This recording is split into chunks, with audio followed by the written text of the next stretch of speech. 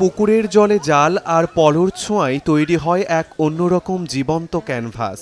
বৈচিত্র্যময় পলো আর শিপজাল বাইচের খেলা, এই দুই জালের সম্মিলিত আড্ডা সমমনাদের সাথে পাল্লায় কাটানো আনন্দের মুহূর্ত।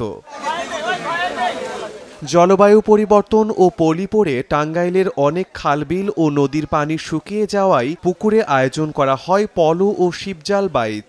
নির্ধারিত তারিখে সকাল সকাল পলো ও জাল নিয়ে পুকুরে এসে ভিড় করেন অংশগ্রহণকারীরা। হৈ হুল্লোড় করে জাল ও পলো নিয়ে নামেন মাছ শিকারে।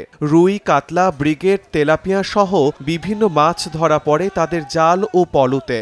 অনেকেই টিকিটের মূল্যের সমপরিমাণে মাছ না ধরতে পারলেও সকলের সাথে এই উৎসবে সামিল হতে পেরেই খুশি। ঐতিহ্য ধরে রাখার জন্য আমরা এই পলো বাইচ দিই, ঠিক আছে। আমরা মনে করেন আমরা বিলেও বাই, আবার পুকুরেও বাই। আমরা কাতল মারছি একটা, আপনার হলো রুই মারছি, আপনার হলো সিলভার মাছ, ব্রিগেড মারছি, ঘাস কাপ মাছ একটা বড়। লস লাভ ওটা বাজান দেখান যাব না, ওটা লস হইলেও আমরা যাই, লাভ হইলেও যাই। আমরা হাওর বিলে মাছ ওইভাবে পাওয়া যায় না, জমি জমা সব বাড়ি ঘর করে সব বন্ধ হয়ে গেছে। এই জন্য পুকুরে এখন যারা আসছে এরা পুকুর কিনে সবাই সম্মিলিতভাবে একটা লিস্ট করে। কয়েক বছর ধরে এইভাবে দেখতেছি, খুবই ভালো লাগে, এই কারণে এনে আমাদের আশা।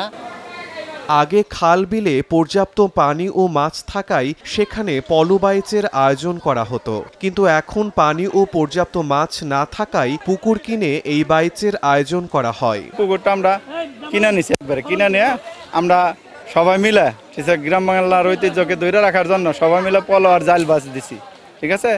এটা মনে করেন যে ওই রেশো হারে একটা অ্যামাউন্টে কিনছি, কেনার পরে সবাই টিকিট করে ওইভাবে যার ভাগ্যে যা পরে যে সিট পরে সেই সিট, কেউ কম মারবে মাছ, কেউ বেশি মারবে, এভাবে আমরা পুকুরটা নিছি। টাঙ্গাইল সদরের পাঁচবিক্রমহাটি এলাকায় একটি পুকুরে আয়োজন করা হয় এই পলো ও শিপজাল বাইচ।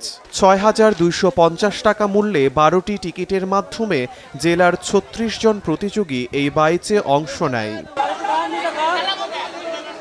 সময় সংবাদ, টাঙ্গাইল।